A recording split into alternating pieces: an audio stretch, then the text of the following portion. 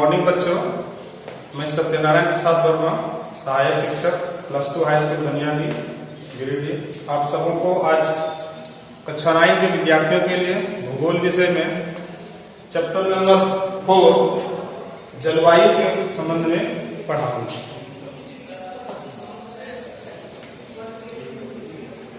जलवायु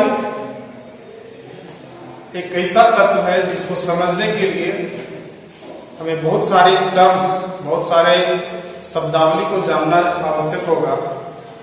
जैसे कि हम लोग प्रत्येक दिन देखते हैं वायुमंडल की दशा में कुछ न कुछ परिवर्तन होते रहता है, जिसको हम लोग स्थानीय तौर पर मौसम के रूप में जानते हैं या परिभाषित करते हैं। हम लोग अक्सर ऐसा कहते हैं कि आज मौसम अच्छा है, आज मौसम खराब हो गया है, ठीक है, आज मौसम थोड़ा सा गड़बड़ है, इस तरह की बातें हम लोग करते हैं। तो इस संदर्भ में हम लोग इस तरह की बहुत सारी बातों को जानेंगे कि मौसम क्या है, वायुमंडलीय दशा क्या है, और तब हम इसका जो मूल विषय है जलवायु यानी क्लाइमेट के बारे में जान पाएंगे। तो आज इस चैप्टर के अंदर हम लोग जो महत्वपूर्ण बातों को जानेंगे वो है पहला जलवायु की परिभाषा। जलवायु की परिभाषा क्या है, जलवायु किसे कहते हैं इसको। दूसरा होगा जलवायु को नियंत्रित करने वाले कारक, अर्थात वह कौन कौन से कारक हैं जो किसी भी स्थान या क्षेत्र की जलवायु को कंट्रोल करते हैं, नियंत्रित करते हैं। तीसरी जो महत्वपूर्ण बात होगी वह होगी भारत की जलवायु को प्रभावित करने वाले कारक। हम अपने ये जलवायु जो है वो भारत के संदर्भ में पढ़ रहे हैं, यानी भारत की जलवायु। तो भारत की जलवायु को नियंत्रित करने वाले या प्रभावित करने वाले कौन कौन से कारक हैं, उन सब के बारे में डिटेल से जानेंगे। और चौथा बिंदु जो होगा वह है भारत की जलवायु पर मानसून का प्रभाव, अर्थात भारत की जो जलवायु है उस पर मानसून का क्या असर होता है। इन सारी बातों को हम लोग आज जानेंगे इस चैप्टर के प्रथम भाग में। हमने इस चैप्टर को अध्ययन की सुविधा के लिए 2 भागों में विभाजित करके 2 क्लासेस में इसको पढ़ाने का प्रयास कर रहा हूँ। आधे भाग में हम लोग इन 4 बिंदुओं पर चर्चा करेंगे। नेक्स्ट भाग जो होगा उसको समझने के लिए हमारा जो नेक्स्ट क्लास में होगा उसमें आप सब उपस्थित रहेंगे। तो मैं सभी बच्चों से ये कहना चाहूँगा कि आप अपनी कॉपी और कलम को निकाल लें और इसको जहां मैं बोलूं नोट करने के लिए या जो भी इंपॉर्टेंट बातें आपको लगे बोर्ड पर उसको आप कॉपी में नोट करेंगे। इससे क्या होगा, एक संतुलित नोट्स तैयार करने में आपको मदद मिलेगी जो आपको परीक्षा के समय काम आएगा। तो चलते हैं हम लोग सबसे पहले इसका जो मेन टॉपिक का है कि हम पहले उसकी परिभाषा जान लें कि जलवायु किसे कहते हैं। तो आज उसकी परिभाषा को जानेंगे। हम परिभाषा यहां पर लिख रहे हैं।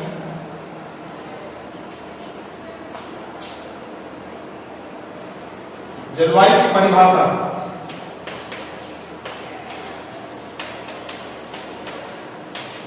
एक विस्तृत क्षेत्र में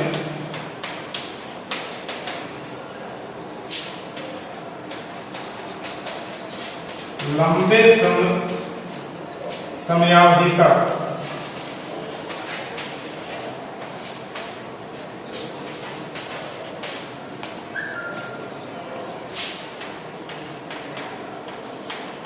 लगभग 30 वर्ष एक विस्तृत क्षेत्र में लंबे समयावधि तक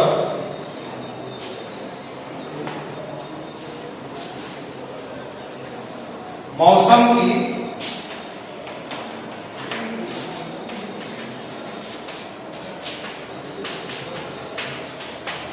दशाओं एवं विभिन्नताओं के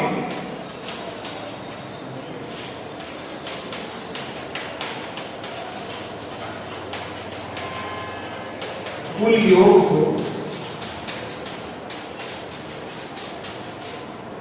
जलवायु कहते हैं।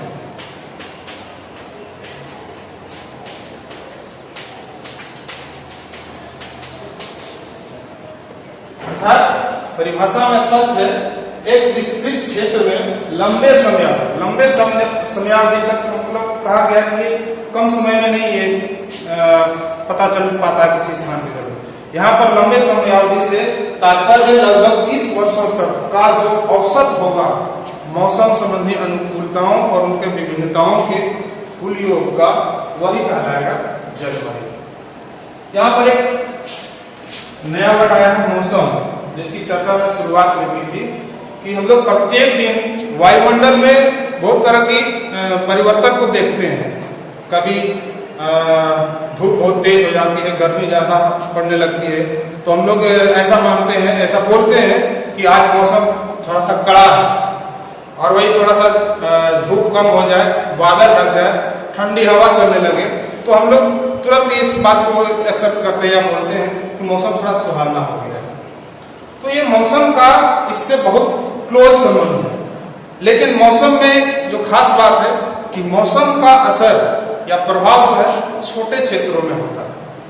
जैसे 10-20 किलोमीटर एरिया में मौसम एक जैसा है, लेकिन उसके आगे अगर हम लोग वहां पर पता करें उस दिन उसी समय, तो वहां का मौसम कुछ दूसरा होता है। जैसे किसी स्थान पर या कुछ खास एरिया में कहीं बारिश हो रही है, लेकिन वहां से 10-20 किलोमीटर हट करके अगर हम पता करते हैं तो वहां पर बारिश नहीं हो रही है। तो ऐसा देखा गया है कि मौसम का असर जो है छोटे क्षेत्रों में होता है और कम समय के लिए होता है। अमूमन एक दिन में मौसम कई बार अपना मिजाज बदलता है, अर्थात एक दिन में मौसम कई बार परिवर्तित होता है। सुबह कुछ मौसम का असर कुछ दूसरे रंग का था, दोपहर में कुछ अन्य प्रकार से वो मौसम बदल गया, और शाम ढलते ढलते मौसम कुछ दूसरा हो जाता है। कभी कभी कई दिनों तक या कई सप्ताह तक या महीनों तक मौसम एक जैसा बना हुआ रहता है। जैसे दिन गर्म है, रात ठंडी है, ये जनरली एक तरह का मौसम बना हुआ रहता है। लेकिन जो प्रत्येक दिन उसमें पल पल जो बदलाव आता है, उसको हम लोग स्थानीय तौर पर या छोटे क्षेत्रों में देखते हैं। अर्थात इस बात को हम लोग यहाँ पर निश्चित रूप से कहना चाहेंगे कि मौसम का असर छोटे क्षेत्रों में और कम समय के लिए होता है, और यही जब विस्तृत रूप में बड़े क्षेत्र, विस्तृत क्षेत्र में और समय भी बड़ा हो जाता है, तो विस्तृत क्षेत्र में लंबे समयावधि तक मौसम की दशाओं और अनुकूलताओं के कुल योग को जलवायु कहते हैं। दूसरा बिंदु जो है जलवायु को नियंत्रित करने वाले कारक। किसी भी क्षेत्र की जलवायु को नियंत्रित करने के लिए 6 प्रमुख कारक होते हैं, जिसमें पहला है अक्षांश। जलवायु को नियंत्रित करने वाले कारक।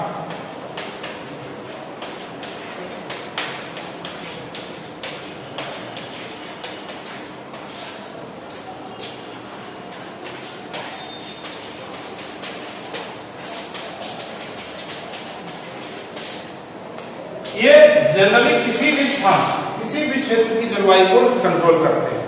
उन कारकों का भी हम लोग जिक्र करें, जिसमें पहला आता है अक्षांश,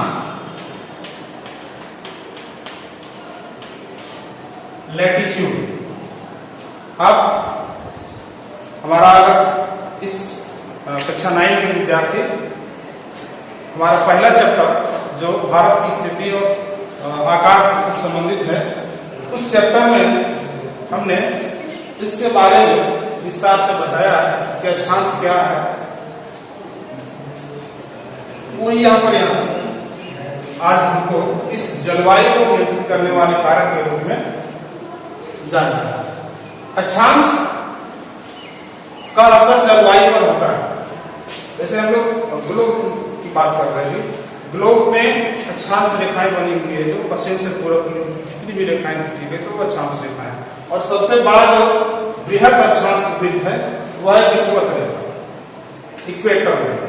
तो इक्वेटर लाइन यानी 0 डिग्री की अक्षांश रेखा या भूमध्य रेखा या विषुवत रेखा के उत्तर या दक्षिण की ओर जाते हैं तो तापमान में कमी होते जाती है, जिसका असर उस स्थान की जलवायु पर या उस क्षेत्र की जलवायु पर पड़ता है। दूसरा है तुंगता यानी ऊंचाई।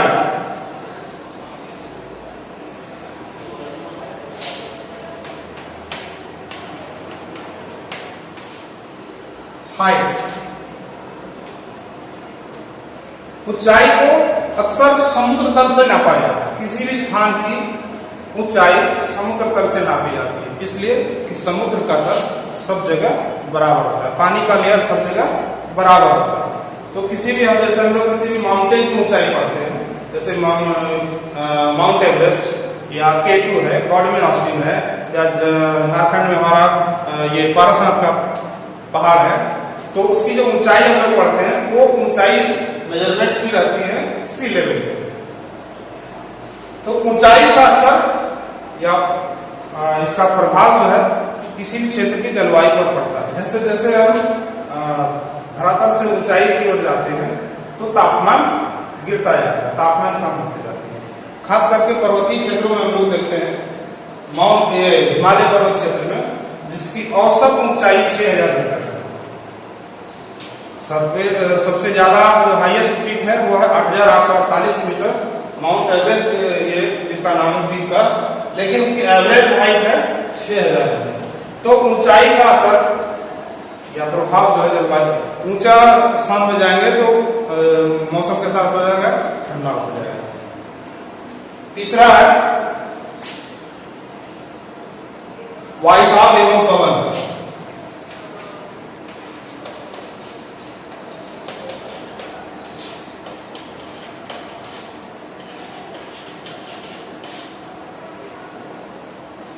वायुदाब एवं पवन का भी असर किसी स्थान या क्षेत्र की जलवायु पर पड़ता है। वायुदाब दो तरह का होता है, निम्न वायुदाब और उच्च वायुदाब। तो निम्न वायुदाब जहां वहीं पर होगा जहां टेम्परेचर ज्यादा हो जाएगा। जिस स्थान पर या जिस क्षेत्र में तापमान अधिक हो जाएगा वहां की हवा जो है वो गर्म होकर के ऊपर वायुमंडल में चली जाती है, वो निम्न दाब का केंद्र बन जाता है। और जब वो निम्न दाब का केंद्र बन जाता है तो अगल बगल से जो हवाएं हैं, जो ठंडी हवाएं होती है, उच्च दाब का केंद्र होती है, वहां से निम्न दाब को चलना प्रारंभ करती है। तो इससे जलवायु को ये कंट्रोल करता है, मतलब इस तरह से मौसम में बदलाव आता है, वायुमंडल की दशा में बदलाव आता है, और जब कोई भी क्षेत्र निम्न दाब में बदल जाता है तो उच्च दाब से हवाएं उसकी ओर चलना प्रारंभ कर देती है, जिसका असर इस स्थान की जलवायु पर देखने को मिलता है। उसके बाद चौथा है समुद्र से दूरी।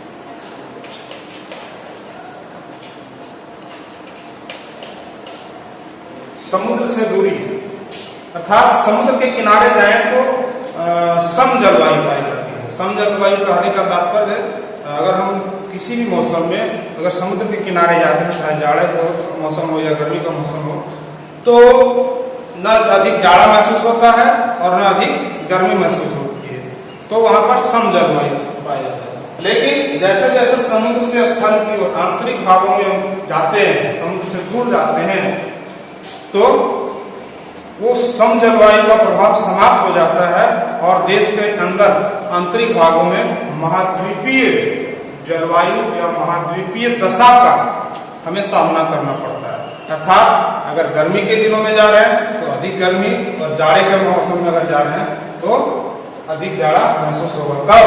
जब हम समुद्र से ज्यादा दूर स्थल भाग की ओर जाएंगे तब।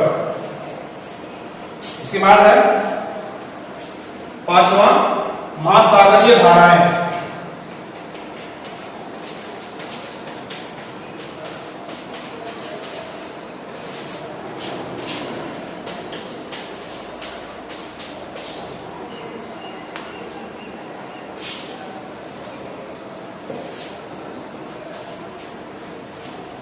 महासागरीय धाराओं का भी असर क्षेत्र की जलवायु पर पड़ता है।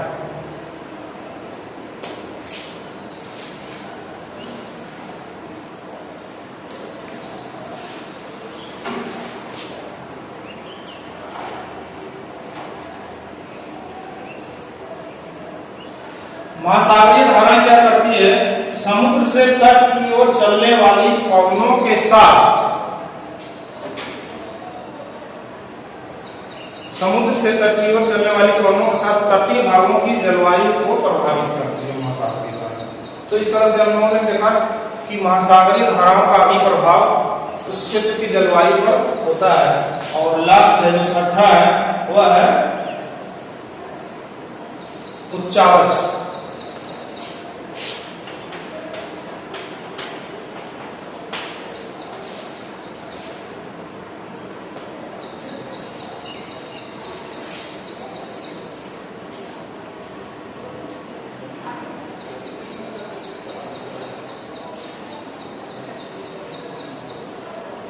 उच्चावच का असर, उच्चावच का मतलब है ऊंचा भूभाग।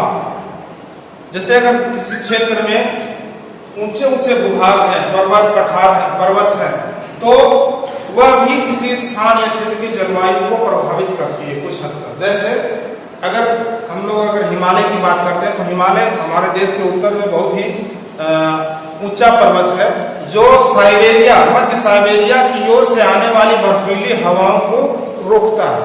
यदि हिमालय नहीं होता उस स्थान पर जहां हिमालय है तो हमारे देश की जलवायु खास करके जाड़े के दिनों में हम लोग जो है बहुत ज्यादा ठंडक का सामना करना पड़ता है। इतनी भयानक सर्दी जो कि मध्य साइबेरिया में जितनी पड़ती है उतनी, और हिमालय के उत्तर में रहने से क्या होता है वो बर्फीली हवाओं को रोक देता है, वो हमारे देश में प्रवेश करने से उसको रोक देता है। तो यहाँ पर उच्चावच भी किसी स्थान की जलवायु या क्षेत्र की जलवायु को प्रभावित करता है। ये 6 कारक जो हुआ वो किसी भी क्षेत्र की जलवायु को प्रभावित करने के लिए उत्तरदायी है। अब हम लोग देखेंगे कि भारत की जलवायु को प्रभावित करने वाले कौन कौन से कारक हैं। तो अमूमन जब किसी भी स्थान या क्षेत्र की जलवायु को प्रभावित करने वाले कारक ये हैं, तो स्वाभाविक है कि भारत की जलवायु को भी प्रभावित करने में ये 6 कारकों की भूमिका अहम होगी, लेकिन उसकी व्याख्या थोड़ी अलग है। पहला है अक्षांश। फिर से वही बात हो रहा है, यहाँ पर आ रहा है, लेकिन यहाँ पर अक्षांश की जो व्याख्या है वो भारत के संदर्भ में की है कि भारत में वह कौन सा अक्षांश है जिसका असर भारत की जलवायु पर या उसको कंट्रोल करने में, प्रभावित करने में अपनी भूमिका निभाती है। तो हम भारत का अगर नक्शा देखें या आपके दिमाग में अगर भारत का नक्शा होगा तो आप निश्चित रूप से जानते होंगे कि कर्क रेखा जो है वो भारत के बीचों बीच से पश्चिम से पूर्व गुजरती है और वह भारत को लगभग 2 बराबर भागों में बांटती है। लगभग कर्क रेखा से दक्षिण का भाग, एक रफ आइडिया मुझे यहाँ पर मैं ड्रॉ करें थोड़ी देर के लिए, सिर्फ कर्क रेखा को दिखाने के लिए।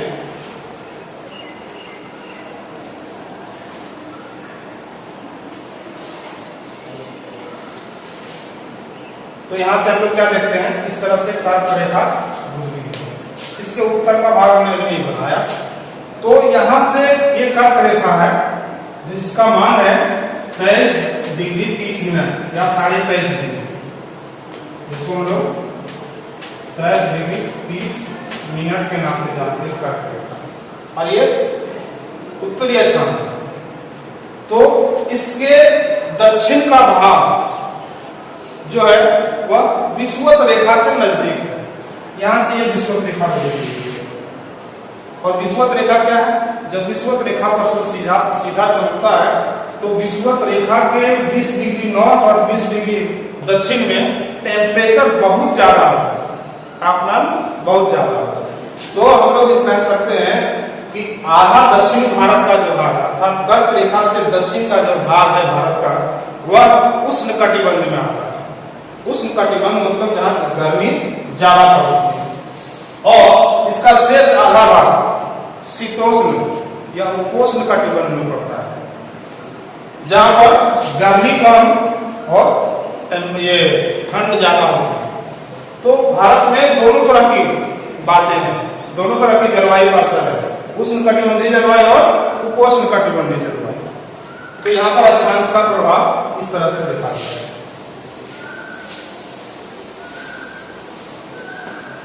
दूसरा है ऊंचाई।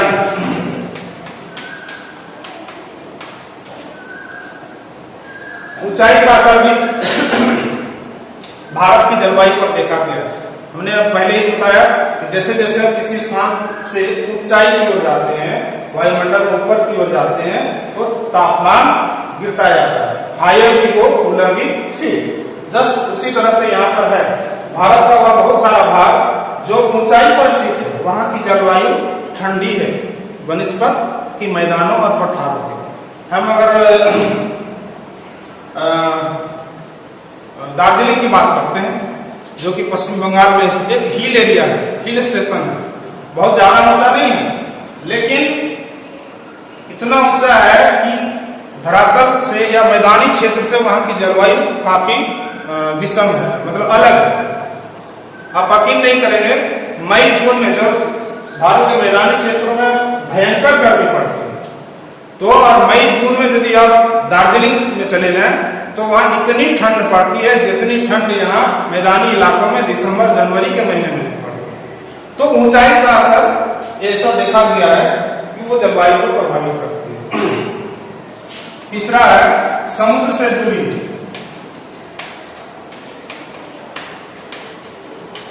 एकदम सेम वही बात यहाँ फिर से आ रही है कि जैसे जैसे भारत के दोनों किनारों पर, पूर्वी और पश्चिमी किनारे पर समुद्र स्थित है, पूर्वी किनारे पर बंगाल की खाड़ी और पश्चिमी किनारे पर अरब सागर।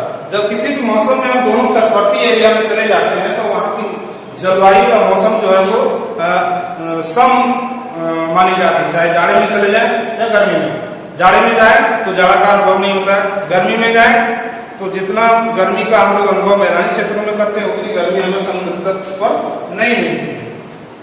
लेकिन जैसे जैसे समुद्र तट से आंतरिक भागों की ओर, मैदानी की ओर चलते हैं तो गर्मी में जाते हैं तो गर्मी ज्यादा सामना करना पड़ता है गर्मी का, और ठंडे में जाते हैं तो ज्यादा ठंडा का सामना करना पड़ता है। तो यहाँ भी समुद्र से दूरी जो है भारत की जलवायु को प्रभावित करता है। उसके बाद है वायुदाब एवं पवन। चौथा,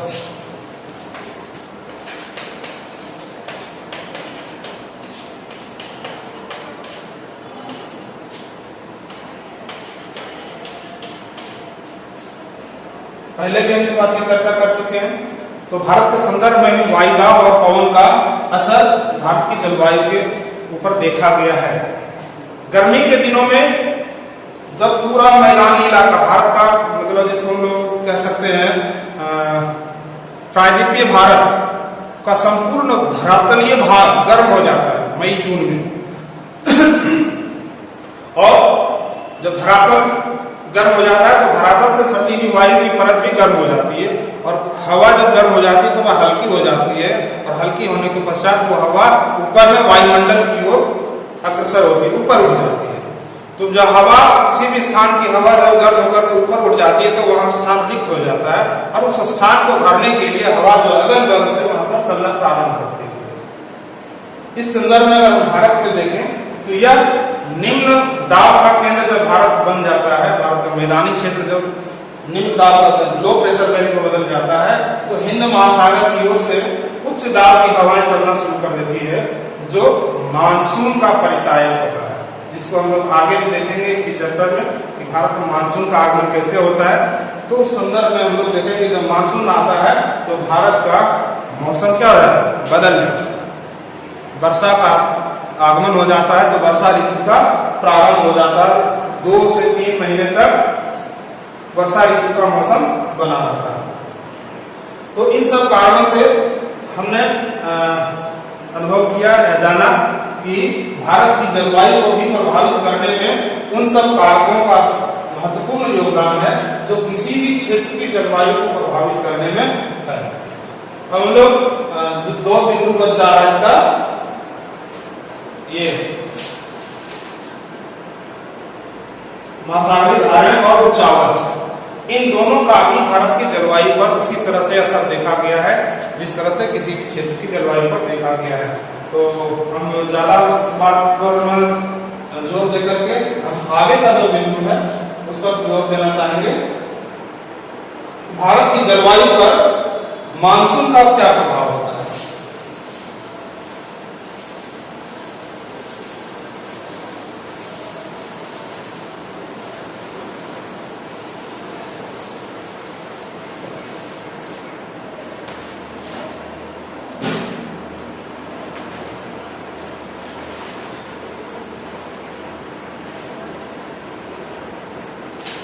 भारत की जलवायु पर मानसूनी पवनों का बहुत अधिक असर है। ये मानसून शब्द बार बार आ रहा है, तो सबसे पहले मानसून शब्द की व्याख्या कर लेते हैं, ज्यादा अच्छा रहेगा कि मानसून है क्या। तो हम लोग मानसून की परिभाषा थोड़ी देर के लिए सीखेंगे। मानसून अरबी भाषा के मौसम शब्द से बना है। मानसून अरबी भाषा के मौसम शब्द से बना है, जिसका अर्थ होता है मौसम।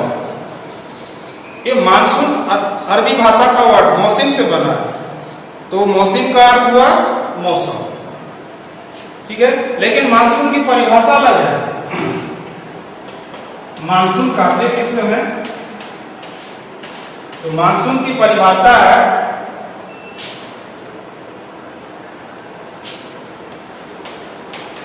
वर्ष भर चलने वाली हवा की दिशा में होने वाला ऋतुवत परिवर्तन।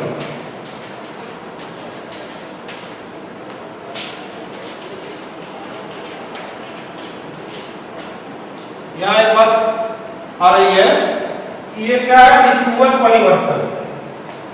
मानसून क्या है? वर्ष भर, अर्थात जो सालों भर हवा चलती है, तो हवा चलने का जो है भारत में क्या है कि हर एक सीजन में, हर एक मौसम में हवाएं विभिन्न विभिन्न दिशाओं से चलती है, अलग अलग दिशाओं से चलती है। जैसे जाड़े में हवा पश्चिम से आती है, जाड़े के मौसम में पछुआ हवा चलती है जो ज्यादा बर्फीली ठंडी होती है।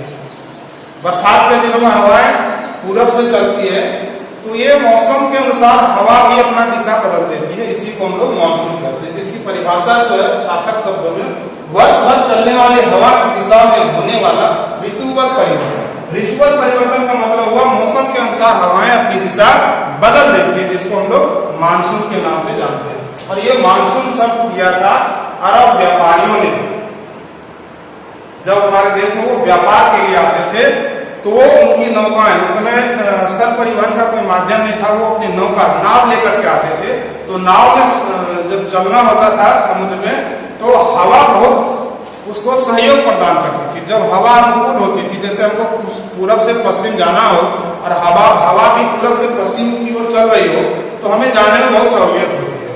इसी तरह से नाविक लोग, जब व्यापारी लोग भारत में व्यापार करने के लिए आते थे, तो वो मौसम का इंतजार करते थे कि उनके नाव की जाने की जो दिशा है, उस दिशा में हवा कब बहना प्रारंभ करती है, उसी समय वो आते थे, ताकि नाव को आने में कोई दिक्कत नहीं हो। यदि हवा पूरब से पश्चिम चल रही है और नाव को पश्चिम से पूरब जाना हो, तो बहुत कठिनाई होती है, ज्यादा एक्स्ट्रा ताकत लगाने की आवश्यकता होती है।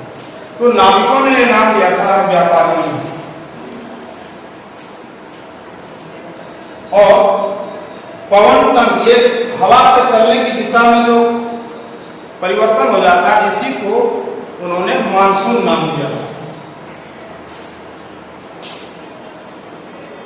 मानसूनी हवाओं का प्रभाव जो है विषुवत रेखा के 20 डिग्री नॉर्थ और 20 डिग्री साउथ, अर्थात उत्तर और दक्षिण में 20-20 डिग्री के क्षेत्र में देखा जाता है ज्यादातर से, जो ये मानसूनी हवा है।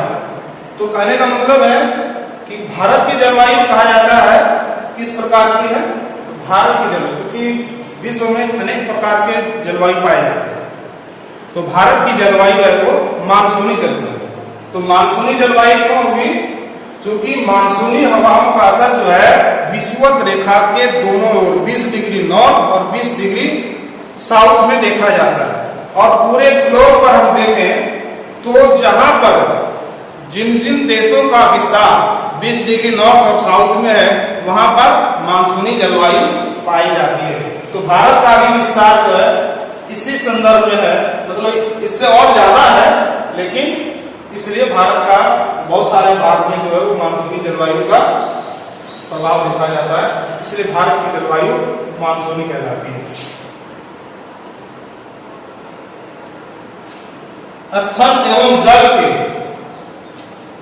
गर्म एवं ठंडा होने की विभेदीकरण प्रक्रिया के परिणाम स्वरूप भी हवाएं उत्पन्न होती है और हवाएं जैसे कि हमने अभी बताया थोड़ी देर पहले कि गर्मी मई जून में भारत का स्थलीय भाग जो है वो गर्म हो जाता है और इस समय हिंद महासागर के ऊपर उच्च दाब का केंद्र होता है, तो हवाएं उच्च दाब से निम्न दाब की ओर चलना प्रारंभ करती है। तो यहाँ हवा के चलने की जो दिशा है वह है समुद्र से स्थल की ओर।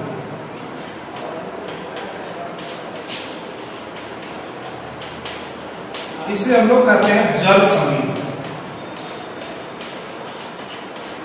ठीक है, जो हवाएं समुद्र से स्थल की ओर चलती हो उसे, उन हवाओं को हम लोग जल समीप कहते हैं, और जो हवाएं स्थल से समुद्र की ओर चलती हो उसे कहते हैं स्थल समीप।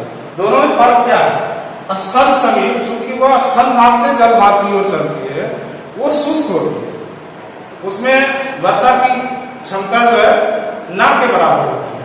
लेकिन जो हवाएं समुद्र से स्थल की ओर आती है वो हवाएं वाष्पयुक्त होती है, क्योंकि समुद्र के ऊपर वाष्प बनता है, बादल बनता है, और वो हवाओं का साथ बादल और वाष्प का भी उसमें रहता है सहयोग। तो वो हवाएं जब स्थल भाग से टकराती है तो वो वर्षा करती है, इसलिए इसका नाम दिया गया जल समीप। तो भारत की जलवायु पर इन सभी तत्वों का असर है, मानसून का असर है।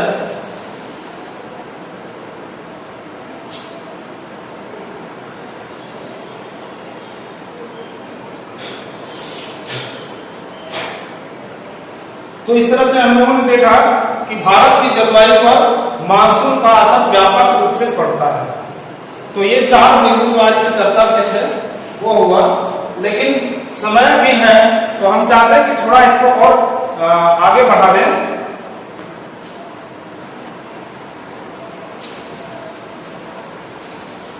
तो हमने देखा कि भारत की जलवायु पर मानसून का इस तरह से व्यापक असर पड़ता है।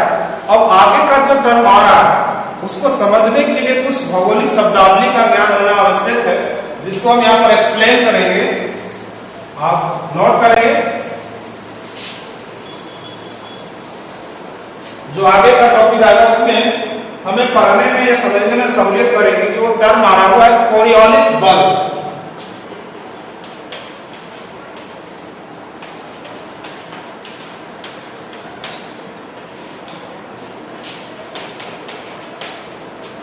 इसको नोट कर लेंगे बच्चे, कोरियोलिस बल्ब क्या है और इसका क्या असर होता है। यह एक आभासी बल्ब है।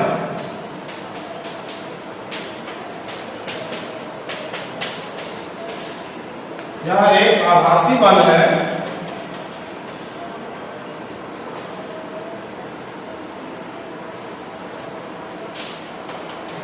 जो पृथ्वी के घूर्णन के कारण उत्पन्न होता है।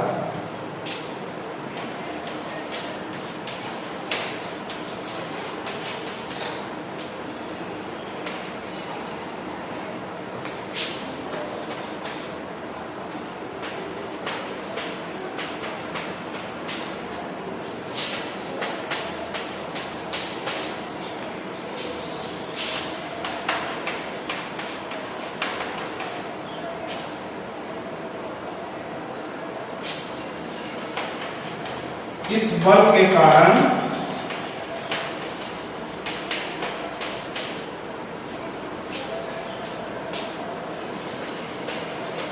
हवाएं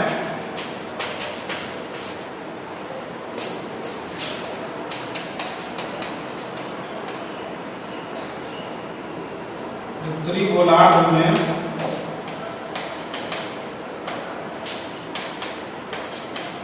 दाईं ओर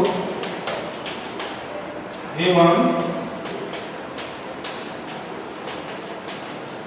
दक्षिणी गोलार्ध में बाईं ओर मुड़ जाती है।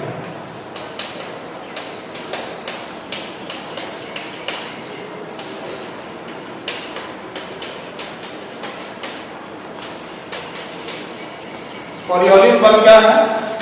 यह एक आभासी बल है जो पृथ्वी के घूर्णन गति के कारण उत्पन्न होता है। आप जानते हैं कि पृथ्वी में दो तरह की गतियां, एक घूर्णन गति जो अपने अक्ष पर घूमती है जैसे लट्टू घूमता है, और एक परिक्रमण, वो अपने अक्ष पर घूमते हुए सूर्य के चारों ओर उसकी परिक्रमा करती है।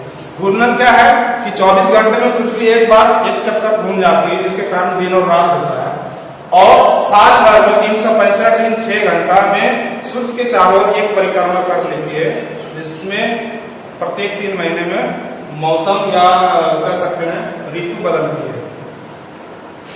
तो यह क्या है, कोरियोलिस बल एक आभासी बल है जो पृथ्वी के घूर्णन गति के कारण उत्पन्न होता है। तो इसका असर क्या होता है, इस बल के कारण हवाएं उत्तरी गोलार्ध में दाईं ओर और दक्षिणी गोलार्ध में अपने बाईं ओर मुड़ जाती है। इसे फेरेल का नियम भी कहते हैं।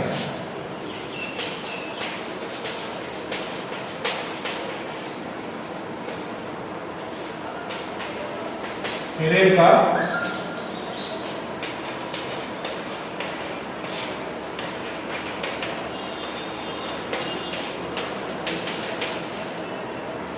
परीक्षा में आपसे पूछा जा सकता है कि फेरेल का नियम क्या है, तो ये पूरा एक्सप्लेन करना है, या यदि कहता है कि कोरियोलिस बल क्या है तो भी यही चीज बताना है। दोनों ये फेरेल का नियम, क्योंकि फेरेल ने इसका पता लगाया था इसलिए उसके नाम पर एक फेरेल नियम इसको कहा गया। ये हो गया कोरियोलिस बल। इस कोरियोलिस बल का आगे जब हम मानसून का आगमन भारत में पढ़ेंगे तो इसका वहां पर हमें महत्व देखने को मिलेगा कि इसका क्या इंपॉर्टेंस हो रहा है कोरियोलिस बल।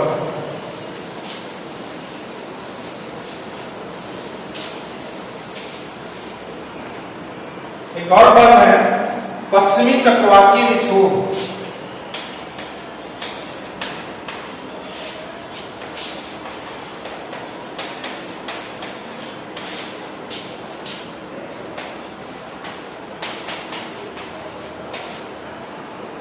इसको शॉर्ट में इंग्लिश में वेस्टर्न डिस्टर्बेंस के नाम से जानते हैं, पश्चिमी विक्षोभ। ये खासकर शीतकाल में पश्चिम की ओर से चलने वाली पछुआ हवा होती है।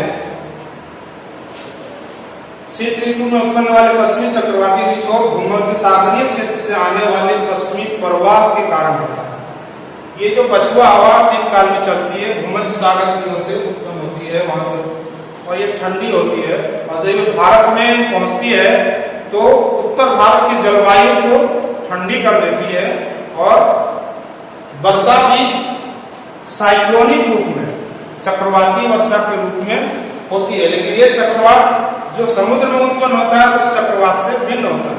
समुद्र में उत्पन्न होने वाले चक्रवात को उष्णकटिबंधीय चक्रवात कहते हैं, लेकिन ये जो है वो पश्चिमी चक्रवाती विक्षोभ है। तो आप लिख लेंगे शीत ऋतु में उत्पन्न होने वाला पश्चिमी चक्रवाती विक्षोभ जो भूमध्य सागर से उत्पन्न होकर पश्चिम दिशा से भारत में प्रवेश करता है, ये पश्चिमी चक्रवाती विक्षोभ कहलाता है। ठीक है, उसके बाद एक और टर्म आ जाता है, बच जाता है जेट धारा। जेट धारा क्या है? जेट स्ट्रीम, इसको इंग्लिश में जेट स्ट्रीम भी कहते हैं। तो जेट स्ट्रीम क्षोभ मंडल में, क्षोभ मंडल रूप में धरातल से 16 किलोमीटर ऊपर की ऊंचाई का जो क्षेत्र वो कहलाता है क्षोभ मंडल। और जितने भी वायुमंडलीय घटनाएं हैं, अंधड़, तूफान, बिजली का कड़कना, वर्षा, ओला, ठीक है, ये सारी घटनाएं क्या है क्षोभ मंडल में ही संपन्न होती है। क्षोभ मंडल से ऊपर का कोई हमें वायुमंडलीय घटना खास महत्व नहीं रखती है। जो भी जैसे एरोप्लेन, एयरक्राफ्ट जो उड़ता है वो भी इसी हाइट के अंदर रहता है। तो वायुमंडल का विभाजन हुआ, स्तरीकरण हुआ, क्षोभ मंडल, समताप मंडल, ओजोन मंडल, आयन मंडल और वायुमंडल। तो सबसे निचली परत क्षोभ मंडल है। तो क्षोभ मंडल में क्या है, 12,000 मीटर ऊंचाई पर एक संकरी पट्टी के रूप में हवाएं चलती है, जिसकी गति ग्रीष्म काल में 110 किलोमीटर पर आवर और शीतकाल में 184 किलोमीटर पर आवर।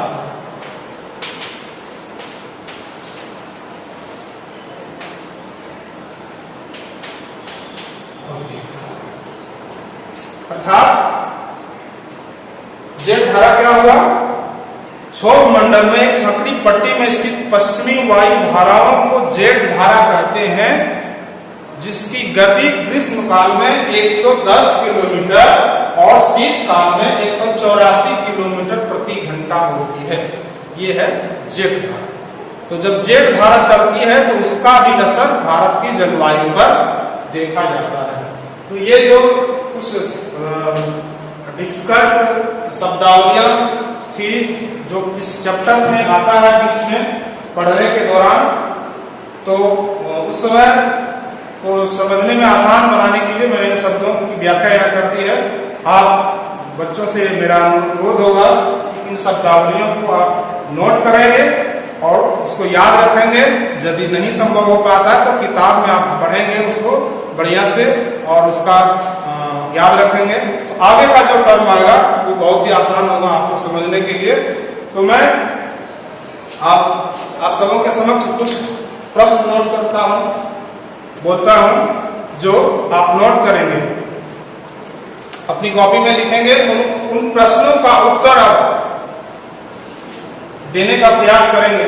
सबसे पहला जो प्रश्न है वह है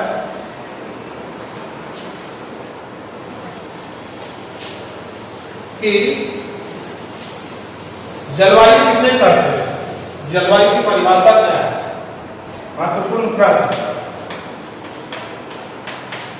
जलवायु क्या है?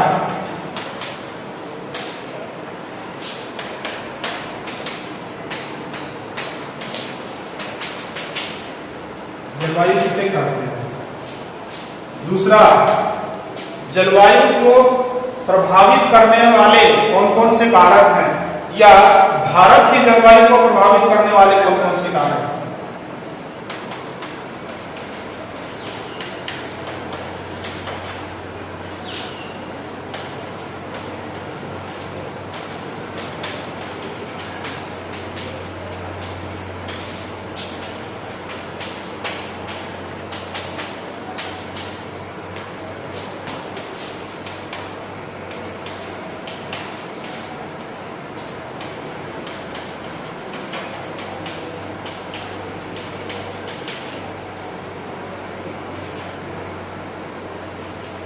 भारत की जलवायु को प्रभावित करने वाले कारकों का वर्णन करें। तीसरा है, मानसून किसे कहते हैं?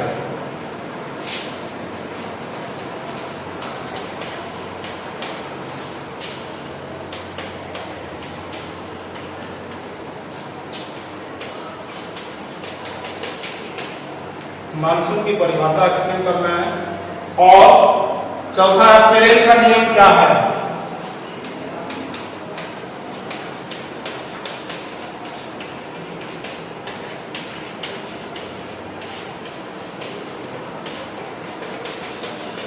तो आज का ये टॉपिक में इतने सारे प्रश्न हैं, और भी बहुत सारे प्रश्न बनते हैं। जब आप किताब को थ्रोली पढ़ेंगे तो बहुत सारे प्रश्न उठेंगे, और जो तेज बच्चे होंगे वो इसके अलावे भी और बहुत सारे प्रश्नों को वो उठा करके उनका आंसर ढूंढने में सक्षम होंगे।